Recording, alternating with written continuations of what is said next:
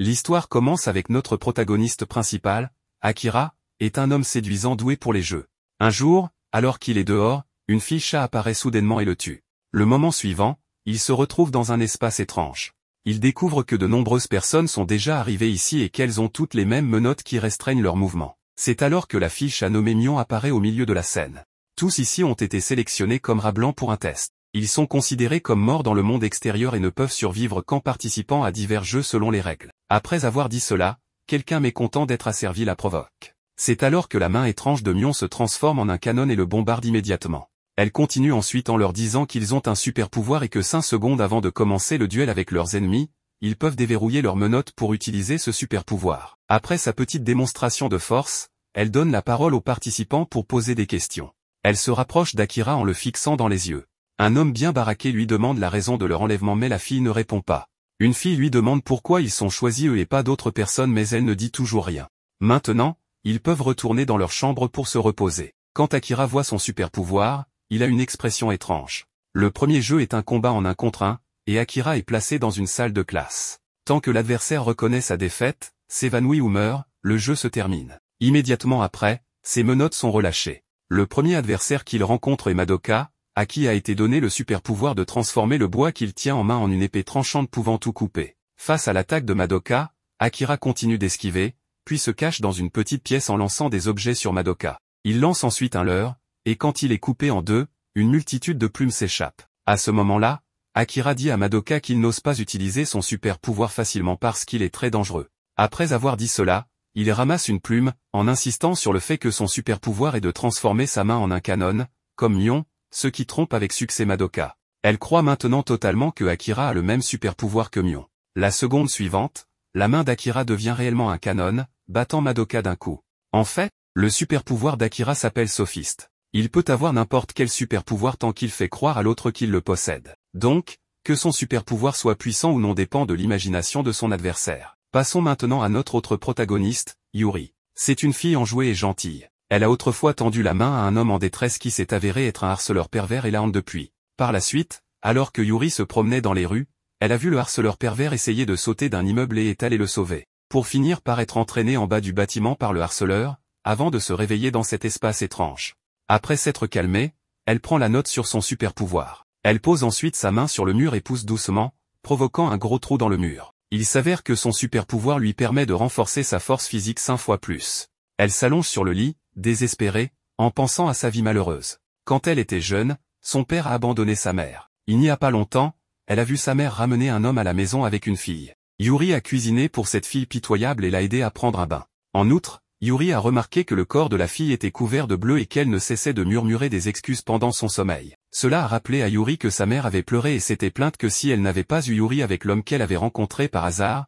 sa vie ne serait pas chaotique. À ce moment-là, une voix vient de l'extérieur de la porte, disant que l'adversaire de Yuri est sélectionné, qui s'avère être un homme d'âge moyen lubrique avec le super pouvoir de connaître le super pouvoir de son adversaire en sentant son parfum corporel. Lorsque le combat commence, l'homme se précipite vers Yuri en disant des mots vulgaires. Il s'avère qu'il était autrefois un homme obèse qui a appelé un service spécial mais a été menacé par la fille qu'il avait rencontrée. Elle avait dit qu'elle signalerait son comportement à sa société s'il ne lui donnait pas 200 000 yens pour la faire taire. Dans un accès de colère, il a tué la fille et a éprouvé du plaisir dans le processus. Depuis lors, il avait commencé à sortir avec diverses filles et à les tuer. Ce qu'il n'attendait pas, c'est que son premier adversaire soit une fille mignonne, pensant que c'était de la chance pour lui. En entendant cela, Yuri devient furieuse et se demande pourquoi toutes les mauvaises choses arrivent par hasard. L'instant suivant, Yuri émet une lueur rouge de colère. Alors que ses paumes se serrent, sa force puissante brise directement la main de l'homme. Elle l'élimine complètement en le frappant fort et l'envoyant valser au loin.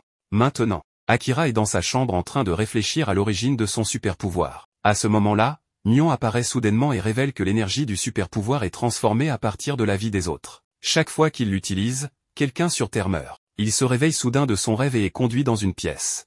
À ce moment-là, il est annoncé que le prochain jeu commencera dans 2 heures, un match en groupe de 5 contre 5, et Akira sera dans la même équipe que les personnes de la chambre. Maintenant, tout le monde connaît les règles. Un homme nommé Sawatari propose de se présenter mutuellement leur super pouvoir pour mieux coopérer. Après avoir dit cela, il montre son super pouvoir qui peut transformer les boucles sur lui en cordes, ce qui est inutile dans le combat. Un autre homme fort nommé Kumajiri a le super pouvoir de devenir invincible pendant 2 secondes. Akira ne sait pas qui parmi eux pourrait devenir son adversaire un jour, alors il décide de dissimuler son véritable super-pouvoir. Comme il a déjà combattu Madoka, il ment en disant que son super-pouvoir est de transformer sa main en un canon. De plus, il veut tester son pouvoir dans cette bataille. Peu de temps après, ils développent une brève stratégie et sont emmenés sur le champ de bataille. Maintenant, 5 de leurs adversaires se tiennent en face d'eux et Mion annonce à nouveau les règles. Étonnamment, ce n'est pas un combat en groupe, mais un combat en 1 contre 1, avec les 2 équipes envoyant leurs joueurs. Bientôt, la bataille commence.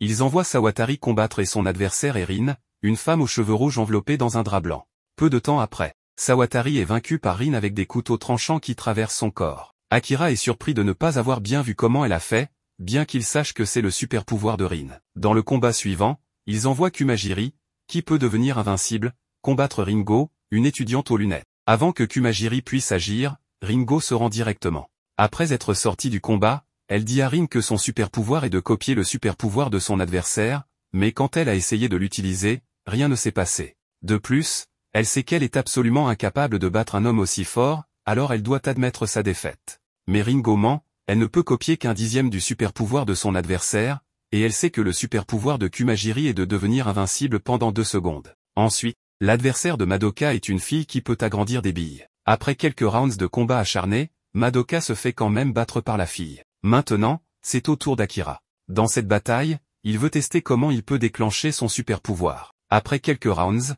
il finit par comprendre. Tant qu'il peut faire en sorte que son adversaire le considère comme un ennemi et croit qu'il a un certain super pouvoir, il peut l'utiliser en fonction de l'imagination de son adversaire. De cette manière, Akira bat l'homme dans l'arène. Maintenant, c'est un match nul 2-2, et c'est le tour de Yuri. Par coïncidence, l'adversaire de Yuri se trouve être le harceleur pervers qu'il a entraîné avec lui. Alors que le harceleur exprime toujours qu'il est destiné à Yuri et que même la mort n'a pas pu avoir raison d'eux, Yuri se met en rogne. Aussitôt le combat commencé, elle lui fonce dessus et le met KO en un coup. L'équipe d'Akira gagne. La punition pour l'équipe perdante est de faire jouer leur joueuse féminine en tant que Bunny Girls pour servir les gagnants.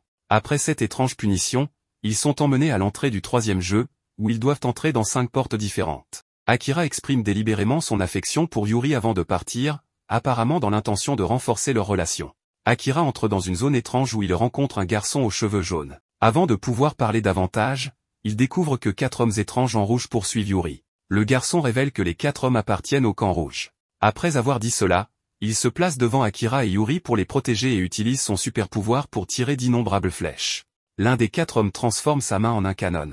Ce qui déroute Yuri car c'est le même super pouvoir qu'Akira. Mais cela fait aussi croire aux 4 que le super pouvoir d'Akira est le canon. Dans la bataille, il s'échappe du combat féroce avec le canon d'Akira et les flèches du garçon aux cheveux jaunes. Ensuite, le garçon aux cheveux jaunes leur explique les règles de cet endroit à Akira et Yuri, disant que dans cette zone, les participants forment différents camps et qu'il appartient au camp vert. Il y a 2 leaders dans le camp rouge, contre lesquels ils ont combattu précédemment. Le grand patron s'appelle Kuroawa, qui est intelligent, tandis que l'autre s'appelle Okami, qui est physiquement fort et a un super pouvoir puissant. Pendant qu'ils discutent, le garçon les emmène à la base du camp vert. À leur grande surprise, cela ressemble à un village où l'on cultive de la nourriture, et certaines personnes ont même leurs enfants avec eux.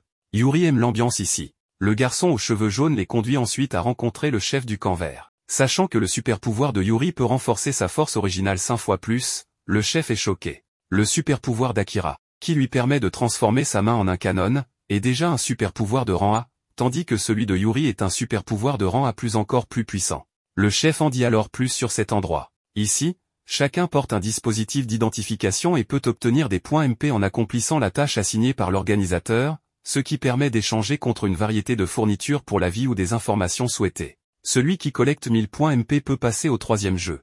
Lorsque le chef du camp vert est arrivé ici pour la première fois, il n'y avait que quelques personnes. Mais avec la formation du camp rouge, ils attirent de manière insensée d'autres personnes à les rejoindre. Akira comprend bientôt que le camp rouge ne veut certainement pas quitter cet endroit. Après tout, la zone suivante est pleine d'inconnus, et il vaut mieux gagner sur les autres et être le roi ici. Le camp rouge opprime les faibles par la force, tandis que le camp vert les protège. De plus, il y a un camp bleu neutre qui ne participe pas à la lutte entre le camp rouge et le camp vert. À l'invitation du chef, Yuri accepte de rejoindre le camp vert sans hésitation. Cependant, au lieu de répondre, Akira vise le chef avec sa main. Le chef sait qu'Akira essaie de tester sa capacité, alors il demande à Akira de tirer le feu. Mais après avoir tiré, le chef n'est pas du tout blessé. Bien qu'Akira ne connaisse pas le super pouvoir du chef, il peut dire qu'il est très puissant. Sans meilleure option, il rejoint le camp vert. Étonnamment, Akira demande à rester dans la même chambre que Yuri, ce qui rend Yuri un peu timide. Dans la chambre, Akira tend une note à Yuri où il est écrit « Mon véritable super-pouvoir est la télépathie ».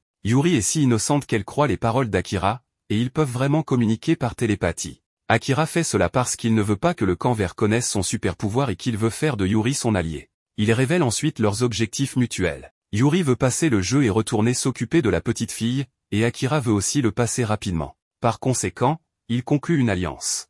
Akira révèle alors son vrai super-pouvoir à Yuri. Avant que Yuri ne puisse le comprendre, ils reçoivent une nouvelle mission de Mion sur leur appareil, qui consiste à chasser des zombies sur une place de cette zone. Plus ils tuent de zombies, plus ils obtiendront de points MP.